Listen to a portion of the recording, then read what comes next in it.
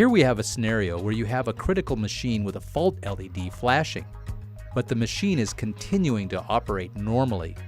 Diagnosing the controller, you find the error codes indicate there has been a low voltage condition. Since you don't know when the fault occurred or how often it's happened, it's difficult to diagnose the root of the problem. This is one of the most frustrating circumstances for an engineer, these random events that cause an error but allow for otherwise normal operation. To get to the root of the problem, we're going to use the scope meter's pass-fail testing mode. The pass-fail testing mode has the ability to capture the waveform in a known good state. It then stores the waveform into memory to use as a reference envelope. The envelope is created on the screen, and then the oscilloscope continues monitoring. Any event or anomaly that goes outside of that predefined envelope will be captured and stored in memory for you to inspect later. The first step to set up pass-fail test mode is to capture the known good waveform and create a reference envelope. Press the Scope mode, Waveform Options, and select Reference. In the Waveform Reference menu, choose a new reference envelope. Here is where you define the window of tolerance by the number of pixels. In this instance, we'll choose a relatively tight window by selecting +2 pixels around the known good waveform, then pressing Enter. The next step in setting up the pass-fail test mode is to set up the oscilloscope to decide what it should capture, whether to store a waveform within the envelope in the pass mode, or store the waveform when it exceeds that envelope. Press the Waveform Option menu.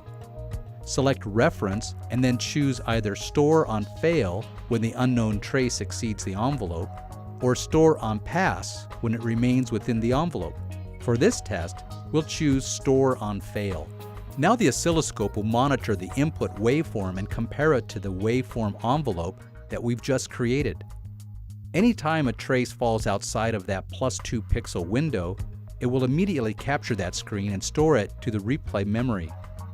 In the replay memory, we have a buffer of 100 screens where you can store up to 100 events on a first-in, first-out basis.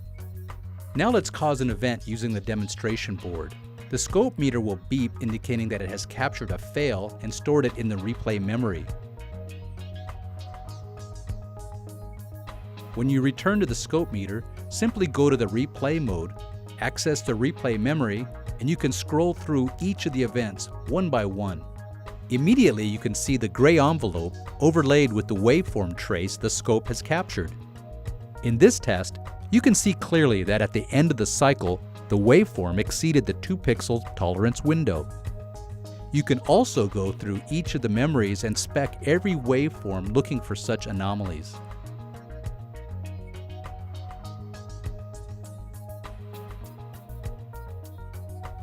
In this instance, you can see that the waveform trace exceeded that +2 pixel window, making it sensitive enough to capture just about any anomaly that falls outside that envelope.